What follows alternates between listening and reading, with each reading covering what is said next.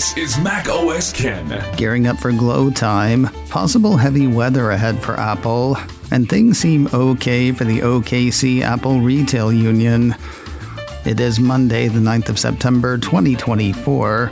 I'm Ken Ray, and this is news from Mac OS Ken, brought to you by yours truly and supported by people like you, patrons through Patreon. Find out more and add your support at patreon.com/MacOSKen. With roughly 24 hours before the anticipated iPhone 16 announcement, Wedbush analyst Daniel Ives spent the weekend saying basically the same stuff he has said for most of the summer. Apple 3.0 had the analyst issuing a note on Sunday. Apple 3.0 had the analyst issuing a note on Sunday stating his belief that Apple's AI-driven iPhone 16 model lineup will kick off Cupertino's biggest upgrade cycle in its history, that Apple will see improving and accelerating growth in China starting with iPhone 16. Roughly 20% of consumers worldwide will ultimately access and interact with generative AI apps through the Apple ecosystem over the coming years. iPhone builds through year's end look to be in the neighborhood of 90 million units versus the 80 to 84 million initially expected, and Apple could sell more than 240 million iPhones in fiscal year 25, with over 300 million units having not been upgraded in 4 years or more. About the only new point poking out of the note was on pricing. The analyst says he and his expect similar price points to the iPhone 15, as Apple is not going to lose any upgrades and the move to AI on a price increase in their view. They believe the demos at the event in Apple Park will be eye-opening and speak to the broader strategic vision for consumers looking to upgrade to iPhone 16. In a nutshell, says the analyst, this is a historic week for Apple and we believe kicks off the next leg of the Apple growth story for Cook and Cupertino. Mr. Ives has an outperform rating on Apple shares. His price target on the shares is $285. JP Morgan analyst Samik Chatterjee also sent out a note on Sunday.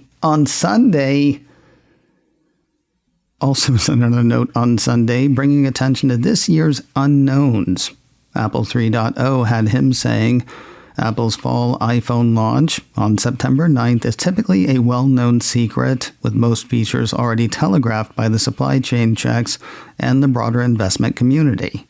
However, in launches like the iPhone 16 and the iOS 18 release this year, the magnitude of variability relative to expectations is likely a lot higher, given that the focus on software features is higher than the hardware configurations.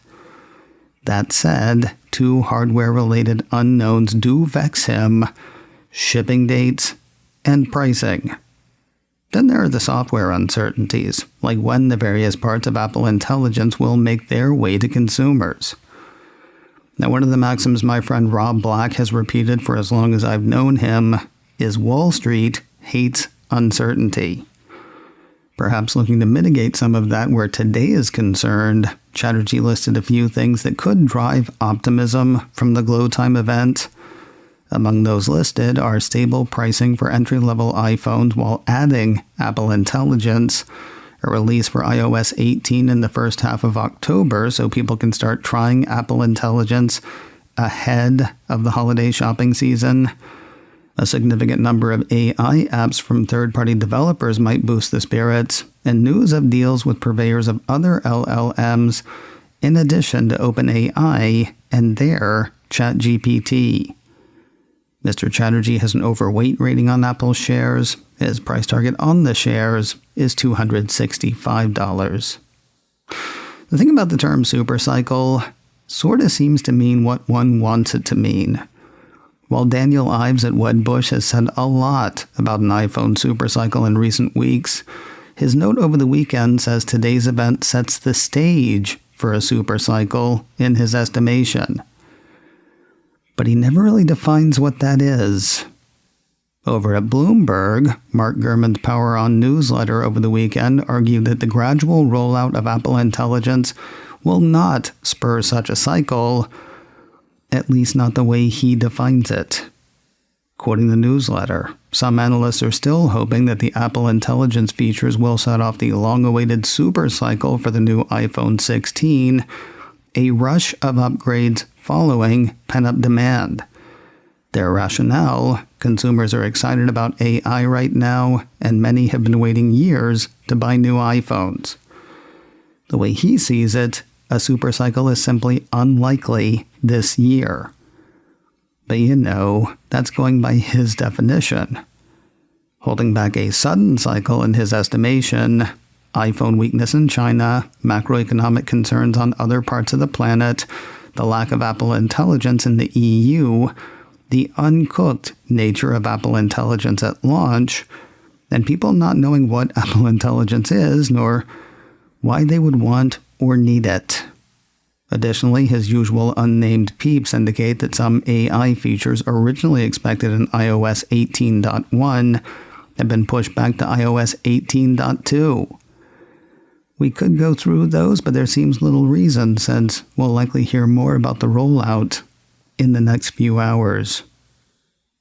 It seems very unlikely that you have forgotten, but just in case, Apple's Glowtime event, expected to launch the iPhone 16 line, the next round of Apple Watch models, something in an AirPod, and who knows what else. That event is set for today, Monday, the 9th of September. Goes off at 10 a.m. Pacific, 1 p.m. Eastern, other times, other places. You can catch it live on the Apple TV app on Apple TV, as well as smart TVs and game consoles. It will stream on Apple's event site, apple.com/events, as well as on YouTube, youtube.com/Apple. If you're more of a grab-it-and-go type, it should be made available as a podcast later in the day, both an audio version and a video version. Bloggers will blog, tutors will toot, and we will hit the highlights here tomorrow.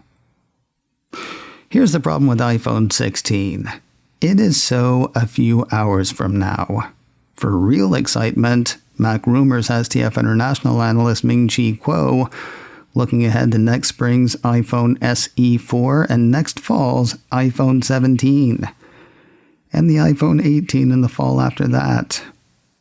Now, to be clear, those are really only exciting right now to production nerds and investors.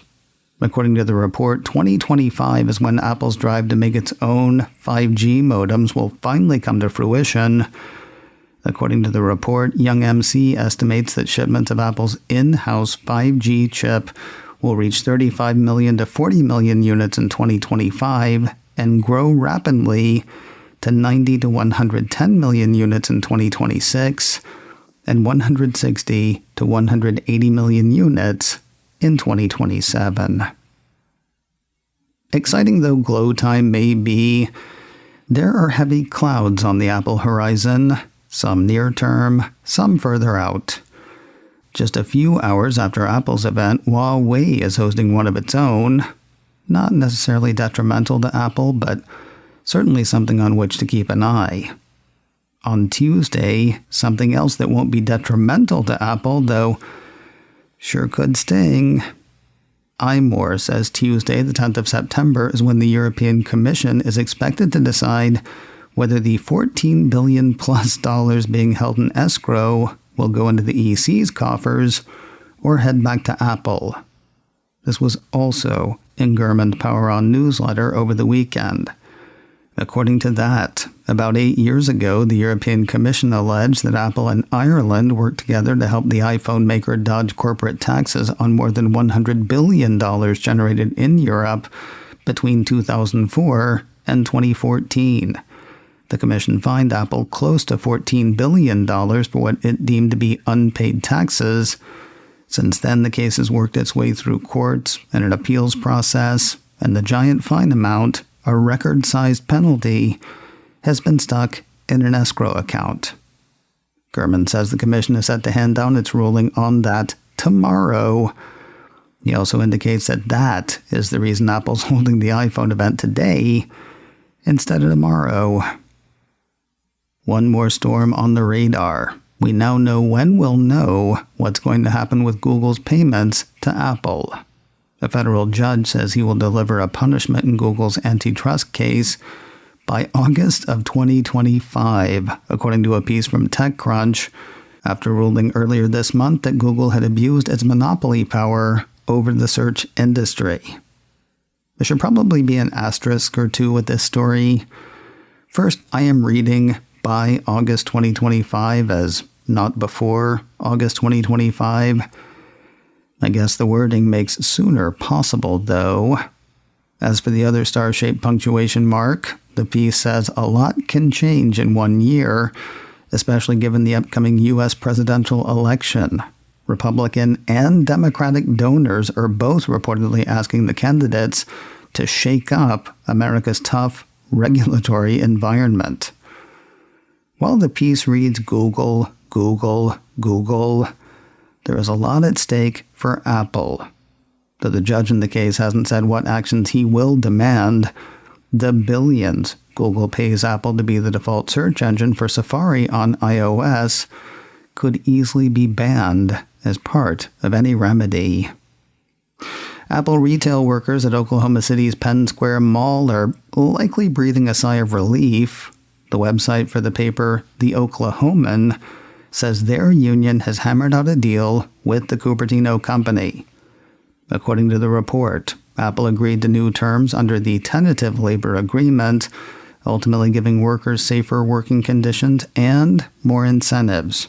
Penn Square Mall Apple Store employees will receive a new 3-year contract that includes 11.5% wage increases over the contracted time, job protection, and health benefits. New arrangements for guaranteed paid time off, especially to vote in the election season, will also change in favor of employees.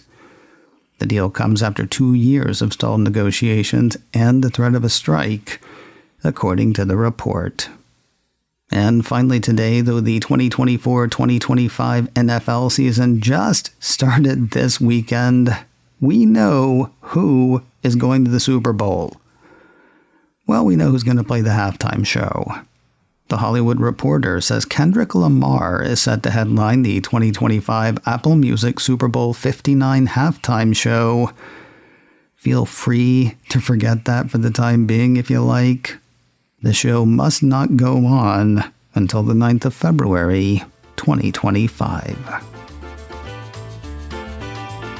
macOS Ken, brought to you by me and supported by people like you, patrons through Patreon. Find out more and add your support at patreon.com/macosken. Advertising handled by Backbeat Media, online at backbeatmedia.com. You can reach me a couple of ways. Info at macosken.com or call 716-780-4080. Until next time, that is news from macOS Ken.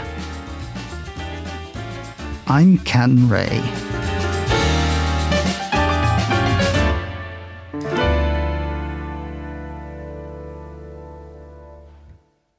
Ciao.